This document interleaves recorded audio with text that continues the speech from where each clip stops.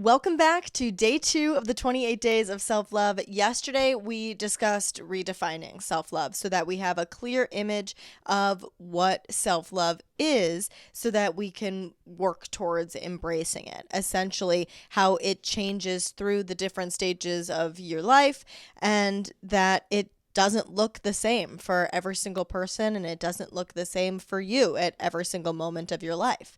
So now that we have redefined what self-love is, today we're going to shift into what gets in the way of it, because before we can really embrace self-love, we have to be clear on what drains it.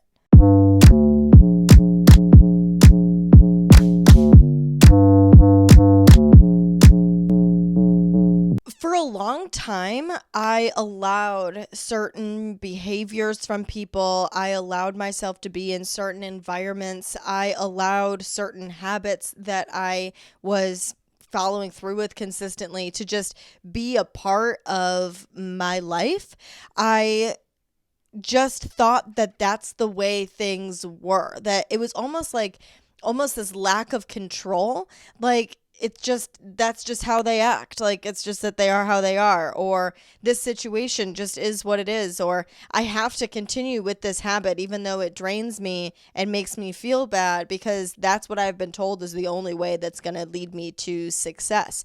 And so being able to say, wait, I don't have to put up with bad behavior from people. I don't have to put up with these environments that don't make me feel good inside, that don't fill me up. Even if it's not, directly negative, like the mentality that being an extrovert is the way to be because that's who everybody likes, is the people that are extroverted, the people that are bubbly, the people that are talking, the people that are doing things, Everybody always thinks that they're the cool, popular person that you're trying to shoot for, when in truth, introverted isn't bad. It's just, where do you feel full? Do you feel full from spending time alone and self-reflecting and doing more with your close group of people? Or do you feel full by going out and interacting and being with people?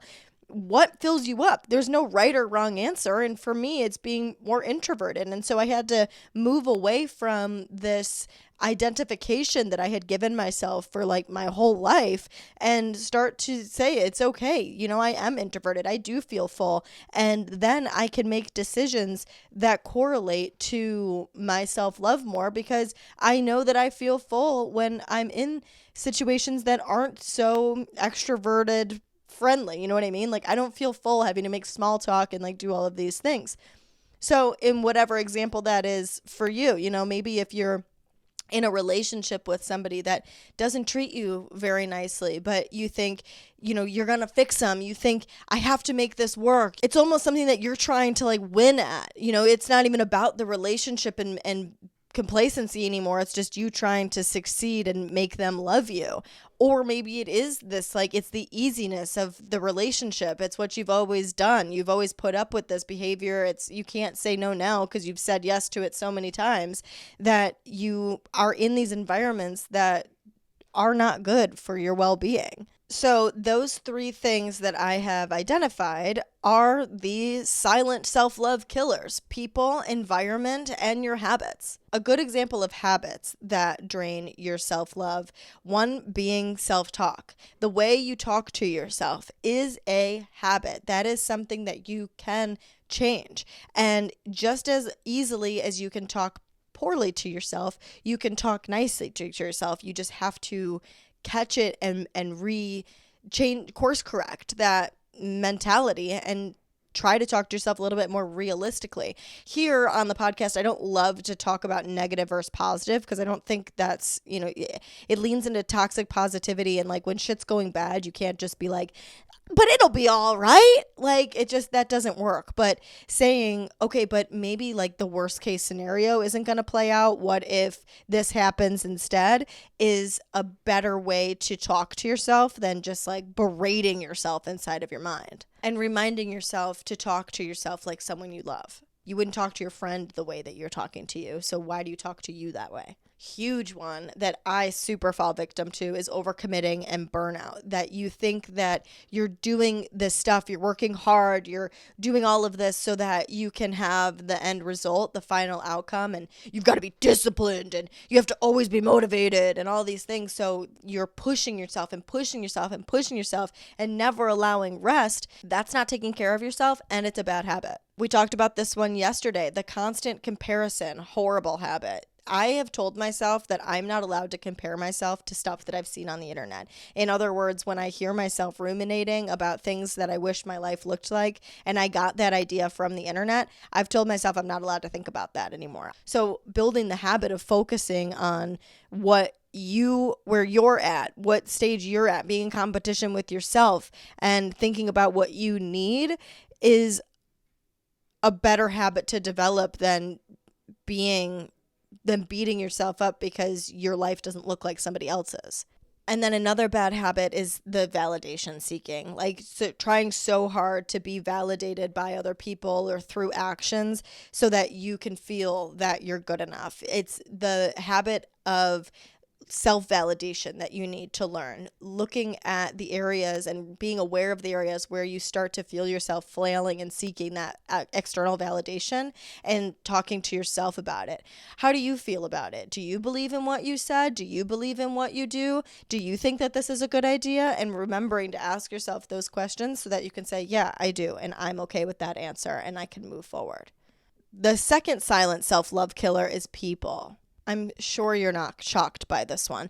Toxic friends, toxic relationships, one-sided friendships, all of this stuff that you're putting your energy into, but they don't give you that same energy back.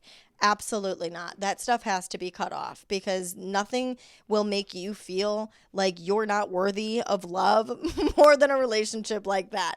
And you try to wrap your mind around why they don't think that same way that you do, and you literally can't. And you want to know why? Because your brain doesn't fucking work like that. Simple. That's literally the only reason why. And I don't have time. I don't have the energy to give to those kinds of relationships. I'm simply not doing it. Another big one is people who don't respect your boundaries. Now, I was talking to my sister about this the other day because you don't owe anybody an explanation for you setting boundaries or the boundaries that you set. But if you want them to be honored, you have to give the person a why. I'm setting this boundary because it doesn't make me feel good. That's enough of a why. You know what I mean? Or I'm setting this boundary and this is what I would prefer instead. But the people that don't respect that, the people that when you set the boundary, you've given them the why, you've said, this is how it makes me feel, and they just don't give a fuck. They can only see as far as themselves. They can only do what serves them. And they don't care if that doesn't feel good for you. They're going to do their best to manipulate reality in order to make what they want happen because they care about what they want, and they're not worried about your boundary or the things that don't make you feel good, the things that you want. And if somebody cares about you, they will care what you want and what you feel. Another good one is criticism disguised as concern, that they're just projecting their own shit onto you. And so they want to come to you and say, oh, well, did you think about this?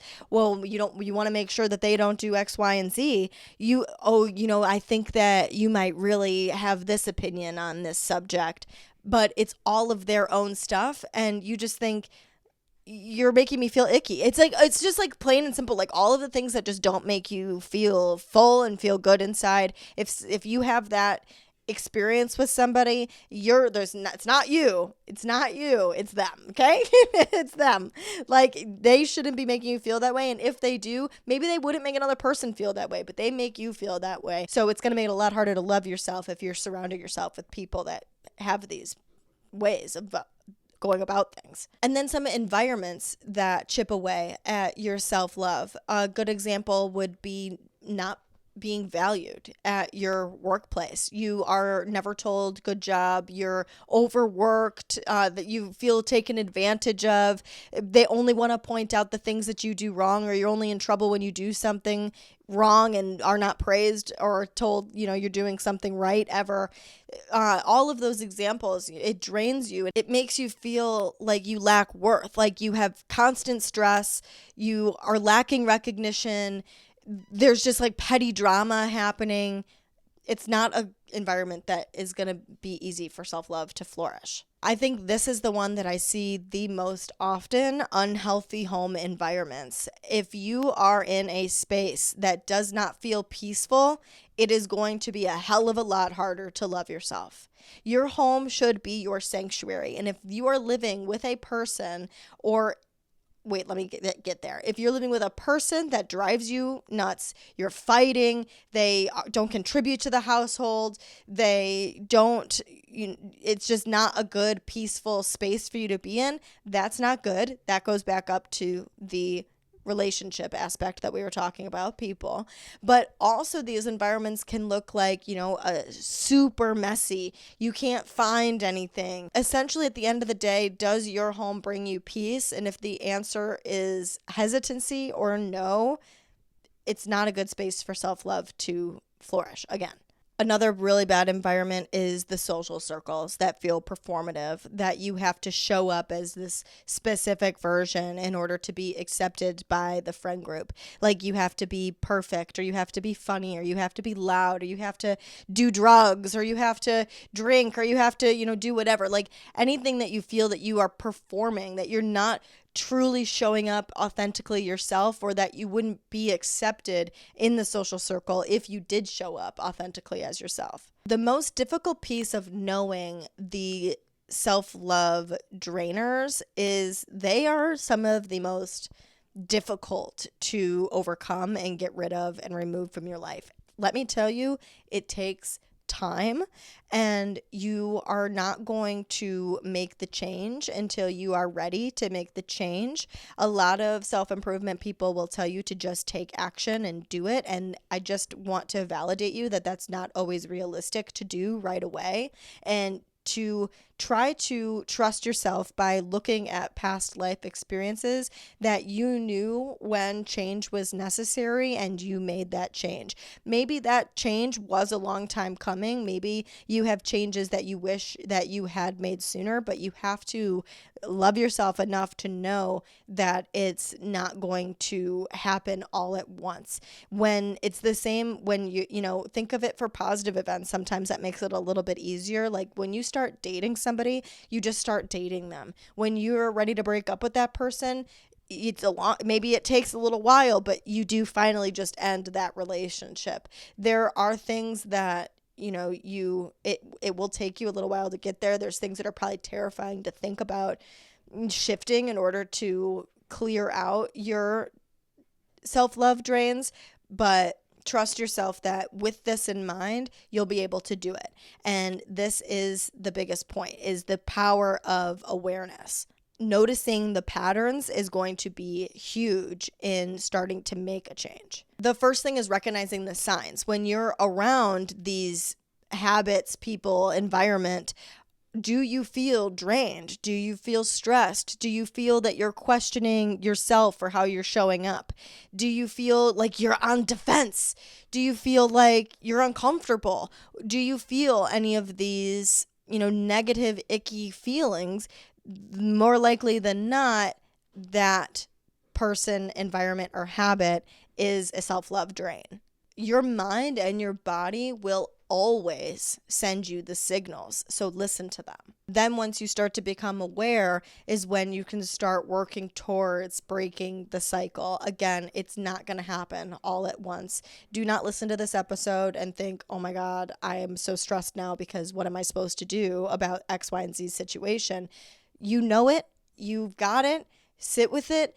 Figure it out. You've got time. Don't worry. And there's nothing wrong with you for taking the time to do it and to figure it out. But noticing the patterns allows you to start making better choices.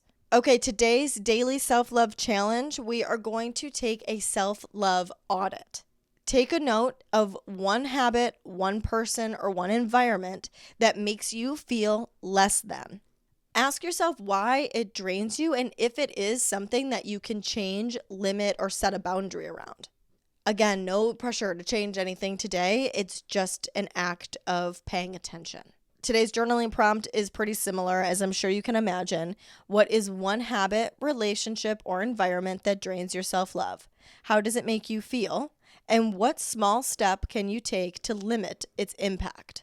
You can take time to self-reflect and journal about it in your own journal at home, or if it's helpful, you can write about it in the comments. Whatever is going to help hold you accountable and make sure that you get your journaling introspection done.